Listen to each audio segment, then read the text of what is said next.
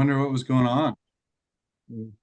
All right, hello everybody. Welcome back to the Legacy Leaders. I'm Scott McMeans, and today I'm joined by John Mardis from Give to Get. He is the founder and CEO of a innovative solution for talent acquisition. Very different model than what you're used to. So we're going to have Jonathan tell us a little bit about his story and introduce what Give to Get is all about. So Jonathan, microphone and camera are yours, my friend. Go ahead and introduce yourself to the audience. Thanks, Scott, for having me. So as Scott said, John Martis, Cincinnati native, founder and CEO of Give to Get, which is an AI-driven crowd recruitment and talent connection marketplace, enabling anyone to monetize their network by matchmaking and referring people into jobs at half the cost of recruiters. So we have created this opportunity by experience firsthand the problems that we solve.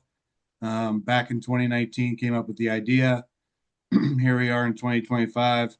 The app is in the stores and going to market and raising capital, and so it's been an exciting journey. That's so cool. So there is the old school methodology of using a recruiter, right? You tell them you're looking for a certain job title.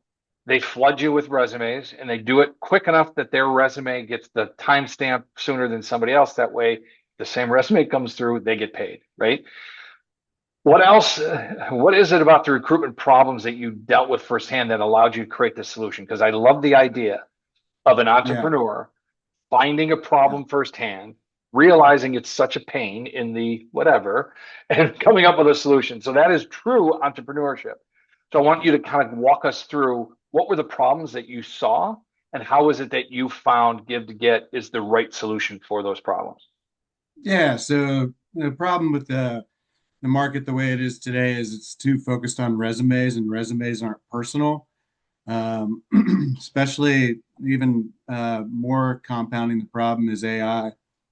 There's a lot of fake jobs, fake job seekers, and so it's never been more important than ever today to make it personal. And so we focus on that. We focus on spending your time in job transition is best when you're surrounded by people who want to help you.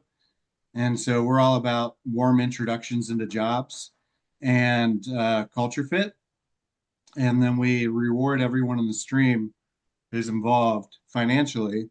Um, so we do a rev share where we charge half of what a recruiter charges, and then we give half to the person who made the introduction. So it's finding a job without having to think. Just react to matches and get introduced via warm intro to the hiring manager, which puts you at the top of the stack of resumes. So it's not about resumes. Resumes aren't personal. Warm intros are, and so that's where we spend our time is focusing on that I love personal that. nature of talent acquisition. So what I like about this is it's taking recruiting to a personal level, as you described, and it's allowing somebody that knows somebody else that would be a really good fit and making the introduction without any headaches, right? I'm assuming it's a click, it's a couple buttons that you press on the app and you get somebody's name and you connect people, right? Yeah, yeah. So it's all by mostly by way of company name. So if I'm looking for a job at P&G and you have a friend who works at P&G, I would be connected to you. You would vet me, and then if I get hired, you get 6 to 8% of my salary. Wow. Okay. So that is half. That's actually really, really good. And then the fact that you share that revenue or share that reward across the platform of all those that were involved in the chain, there's a Yeah, lot of people that are looking to help you get the right spot, right? yeah, I think what you made comment to is resumes are not personal. You're allowing the process to become more personal because people, not AI, not a scan that looks over your resume for certain keywords. It's, hey, I know Bill, he's pretty good at this. I want you to meet him, right? Then you're 100%. making stronger connections. And what I love Yeah, about this, and that I would assume, because of the accountability of a professional, if I'm going to commit somebody to introduce you to because you're looking for, let's just say you're looking for a really good accountant. I happen to know one that's looking for a job. If I connect a bad employee to a company, I won't be able to do this ever again. Right. So the accountability is on you to say, all right, I like John. He's good at what he does. He's a really good accountant. I'm going to connect him to this company because they're looking for a good accountant. I want that on my resume, right? not Right. to not to bring up resumes, but I want that on my masthead that here's a guy named Scott who actually knows good people and he finds good connection. That's what's more important, right? Yeah, 100%. It's a 100%. You're going to find different your business job a model. lot faster. Yeah, yeah. So how long have you been up and running and doing this? Been up and running since 2021. Okay. So in your experiences, the data that you have, how long or what is some of the highlights that you want to bring to light so people understand just how good you are at what you do? Is there a retention metric? What is the best way to measure how good the candidates are when they get their new roles? Yeah, so before going into the candidates and how good they are in their new roles, when people start startups, a lot of the mistakes that they make is they might have experienced the problem firsthand Mm, that they're trying to solve, but they don't vet that problem and talk to their audiences enough. So we surveyed the market. We had 500 HR decision makers and 3,000 employees that we surveyed that responded and said they were 72% of employees and 87% of HR decision makers said they were moderately to extremely likely to use Give to Get. And so that really validated our claims that we were making. And so I highly recommend you have to do that. You can't just build because it's more important to get it right than it is to be right. And so we validated our claims, and then half the people joined the wait list. So we got up to 145 companies, 1,700 networkers, and we continued to make our focus around building with and for the customer, as well as the users. And so that's really critical oh, um, 100%. before you build product. What I love about it is, okay, you've identified there's a problem. You're going to validate what the problem is at its core and what is it they're looking for as a solution. Because just because there's a problem doesn't mean there's an automatic, obvious solution. So Right. you're going through this, right? And you're saying the problem is X. All right, in order to solve that problem, how do I make the process better or do I reinvent the process? And it sounds like you said, I'm going to reinvent the process. So instead of going through this loop of recruitment, I'm going to go through a loop of networking and allow people to be connected for the right roles. So you've changed, for lack of a better word, the algorithm that everybody uses, and that's how you're solving the problem. And if the customers and the end users are at the core of the decisions you're making, that's a really robust solution that's kind of hard to beat, right? And your data point, Yeah. 87% of the people out there say they would definitely use your service. Well, that's a pretty profound number to go with because they too recognize as a recruiting manager what a pain in the ass it is to find the right people. This is such an easier way to do it. By all Right. means, I would use this service. Yeah. And then it's continuing to build with the economic buyers that are involved, with and for them, as well as the users who are involved. So you got to constantly know exactly your audience, and you have to do it Mhm. with and for them, rather than pretending that you have all the answers. They provide those answers, and so it's continually sharpening the knife and crystallizing the vision, and just getting something that when you hit the ground running, they're going to be ready to go. Yeah, I love the comment you made of um, get it right is better than being right. Yeah. That's a huge customer service angle. And the Yeah. other one is know your audience. Don't pretend to know everything. Just ask a question, right? There's nothing wrong with asking a question. And I think most people from the egocentric mindset is, well, I do this for a living, therefore I must know everything. And I'm going to either make it up or I'm going to be wrong. And sometimes both, right? So it's better off to leave a conversation with, all right, let me go find that out, as opposed to telling somebody the wrong information. And I love your attitude towards it is, if I'm going to know my audience, I have to ask questions. That's a really good lesson for entrepreneurs, really good lesson for any business owner, really, to take a look at their market and say, instead of telling them what they want to buy, I'm going to ask them why they want to buy something. And then Yeah, I'm going to build a better bread box. And again, I'm going with the idea of, you've completely changed the way things work in recruiting by simply asking people to be a part of the process. that's right. Yeah. And it all Yeah, started, your comment of resumes are not personal. Because as soon as you said that, what goes through my brain, John, is whatever scanning software they use to go over a PDF to look at your resume, and they realize you are or you are not a match. They have no yeah, context. They have nothing on that page that really says, are you really good at this? Are you a great teamwork player? Or how are you mentally? Are you a positive outlook person? Or are you a negative Nancy? Like, there's no context on a resume. no. And resumes don't capture culture. They don't capture core values, personality, interests, and that's really what makes someone stick when they get hired. Is that Yeah. they augment the company culture, and so we actually match job seekers to company cultures, and so that's a huge part of that retention of that employee.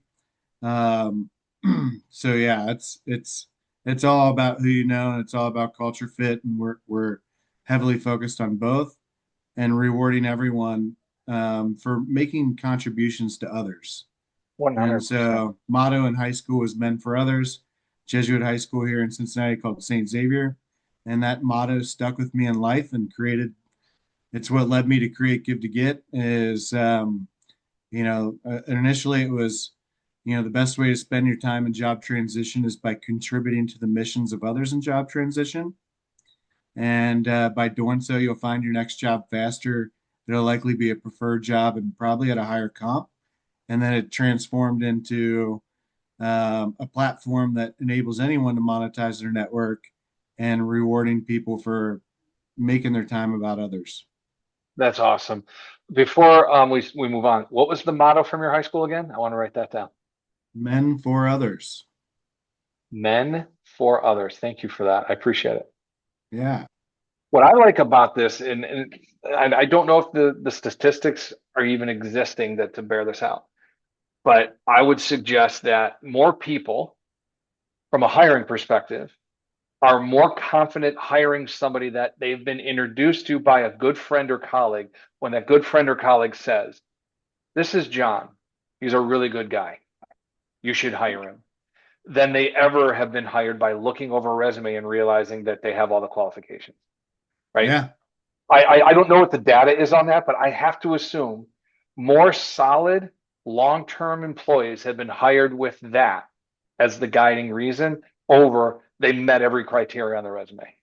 100%. Because the 100%. referral, right? People to people, like I said before, if I am going to introduce you to somebody that I think is a good candidate, I'm also putting my ass on the line to say, you can trust me, right? Because if this guy doesn't work out, you're never coming back to me again, right? Yeah. Your So I want reputation. to, right? I know your company well enough based on our conversations from being friends or colleagues.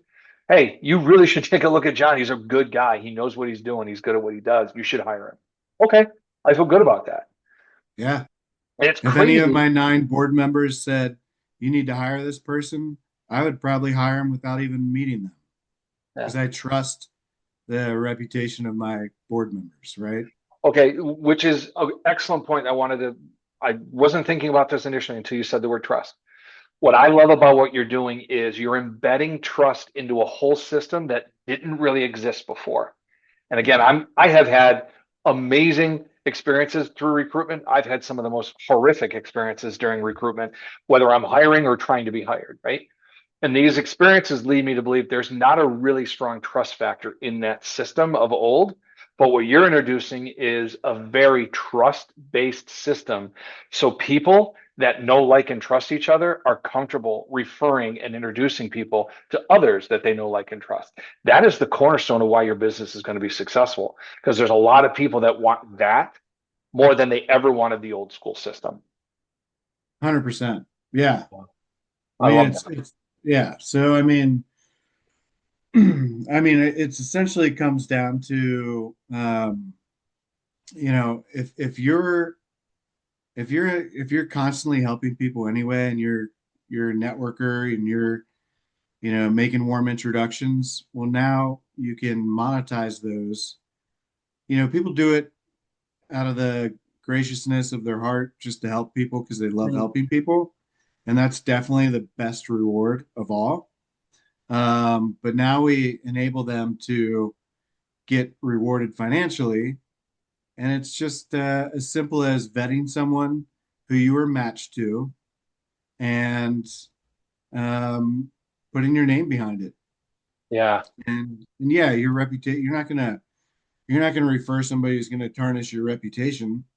So you have to vet them, and then you have to say why Scott and why P&G. Hmm. Um, but then if I get hired, you get 6 to 8% of my salary. It's a no-brainer. And the biggest part about it is you don't have to think about who do I know that would be a good fit for P&G. You're matched to me because I submitted that I wanted a job at P&G. So Yeah. when I hit submit, Give to Get's not submitting my resume. It's going and finding Scott because Scott has a friend who works at P&G, Yeah. or Scott works at P&G. So you So are, I'm the assuming you're primary matchmaking is the company name. okay, okay. And you're tapping into a database. Is that LinkedIn that you tap into? No, no, nothing to do with LinkedIn at all. So it's hard to grow users. It's hard to grow customers. You can do that organically with a lot of money. Takes time. So we have a niche to scale users and customers, and we do that by monetizing dormant databases. Okay. So databases are typically sitting there dormant. People will do keyword searches to surface candidates. We turn everyone in the database into a recruiter. We call them Oh, networkers, but essentially that's crowdsourced yeah. headhunting or crowd recruitment. That's powerful. That's Yeah, using the available, excuse me, using the available data to build a better bread box. that's right. It's exactly right. So as you've been doing this, John, what has been one of the bigger challenges that you and the team have had to overcome in order to get to where you are? Well, I've had a team of 20 on my tech team that have been busting their butt. 10 are active, 10 are on the bench. 10 that are on the bench are saying, hey, when you raise this round of funding, we want back in. But these people have been working with me for a year and a half to build the mobile app, and they're my biggest blessing. The biggest Mm. challenge has been, and it really hasn't been a challenge, but I would say, these people they're in love with the problem we're solving. The collaboration and the selflessness amongst the team is the reason why we're so strong. I would say the biggest challenge is that my approach has been let's go as far as we can go and build as much as we can build with as little money as we can, and then once we it's product led growth. So then getting people to um, just have patience has been the biggest, I think. I don't know. It's definitely something that, after so much time, startups are not easy, but after so much time, people can lose faith or lose interest, and they haven't done that. So that's my biggest concern is like speed to market Okay. can deteriorate strength of your team, but we haven't had that problem yet. But I do think about that. Sure. I mean, as a guy running 10 to 20 people trying to figure out what to do and how to get this all together, I'm sure that's stressful. I'm sure that puts a lot of burden on you. But Yeah. having a team that is, as you described, they love the effort they put forward to create something that's bigger than them, and they get a chance to serve in such a different capacity that they really understand the goal. That's a Yeah. pretty good step in the right direction that not too many young companies have. One of the comments you made before is startups are always looking for talented people, and at some point they I wouldn't say they take people they shouldn't, but they take people that aren't necessarily aligned to what they're trying to do, but they're good at what they do. And somewhere down the line, the alignment changes, or the alignment no longer exists, and there's more of a crevasse as opposed to a gap in alignment, and that's where things start falling apart. So one of the bigger challenges for a small company like yours is getting the right people on board. And it sounds like that is amazing that you have this team that's willing to support you through the challenge of, okay, what do we do next from a funding perspective? So if I'm reading the tea leaves, you're doing well, this is up and running, it's been a while, but you want to grow and you need funding. Is that something you're seeking right now? Is additional funding? Yeah, we're raising $2 million by the end of March. Okay. And so all that burden, all that weight is on me. So that's a strong burden to carry, because I want nothing more than to reward the efforts of my team, um, and continue to grow. So it's building out a go-to-market team. We're looking at right now 14 people, to help with our go-to-market. But this back to this team thing, it's so important to, like, the alignment is so important. They had accurate empathy for the problem we solve. These people were sitting there in front of their computers submitting their resumes, to job posts, and just going into a black hole and not hearing from people. And so they really had accurate empathy for the problem we're solving, which is vital. And then I've always made sure that they know that, like, this is not about me. This is about them. This is about their future and their growth. And I'm going to do everything in my power to reward them for the incredible work that they're doing. And it's again, biggest blessing is the team, and it's all about making your time about others, and that's what our team does. I love it. Absolutely love it. So as you've been doing this for a couple of years and you're getting into the new funding, how would you just, what's the biggest lesson you've learned that other people you think would benefit from knowing that lesson before they have to deal with it? You're breaking up a little bit. What's the biggest what? What would be the biggest lesson that you've learned as you've been doing this that you'd like other people to know so they don't have to learn that lesson the hard way? What is the biggest lesson I've learned Yeah. so people don't have to learn the hard way? The biggest lesson I've learned is the well, it's really not a lesson. It's the lesson I would teach is that it's all about making your time about others. The more you give and give and give without expecting anything in return, and doing it purely out of selfless motives, the law of reciprocity is real. It's going to come back to you. And so when you're finding a job, when you're trying to find customers in the marketplace, it's not about you. So go out and give, give warm introductions to people in your market, make your time about them, because that law of reciprocity is real. It will come back to you. You'll find your customers, you'll find your job faster when you make your time intentionally about contributing to the missions of others. I love And the so that's idea the that, lesson.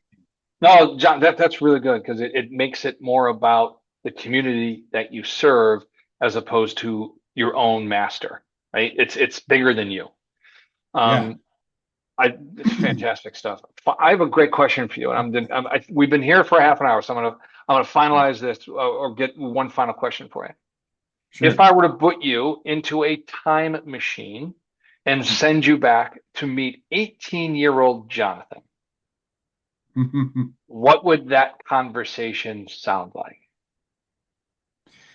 um, Believe that you're here for on this earth for a purpose. That purpose is greater than you. Um, Believe in yourself and believe that you can't do anything by yourself. It's all through and with others, Uh-huh. and you go far together.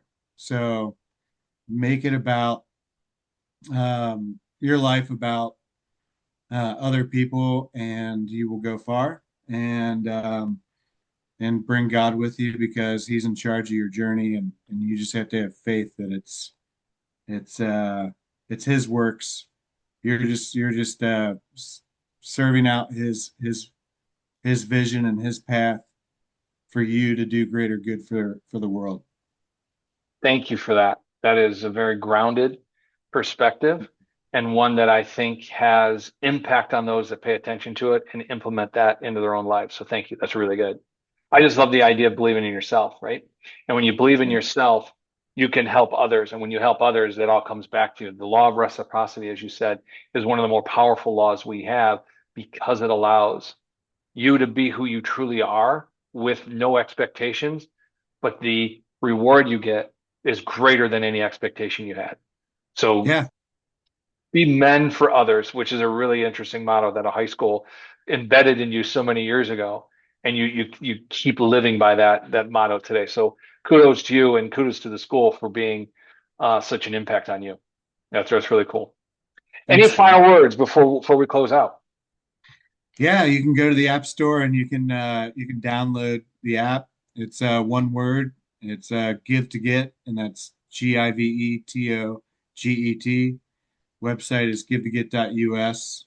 Connect with me. I'd love to help you in any way you see fit. Outstanding. All the information to get in touch with you will be in the description down below. So we'll make sure that happens. And I want to thank you for being on the program. This has been a great conversation. All Thank you right. so much, Thank Jonathan. you. Yeah, my pleasure. Till the next time, we'll see you on the Legacy Leader.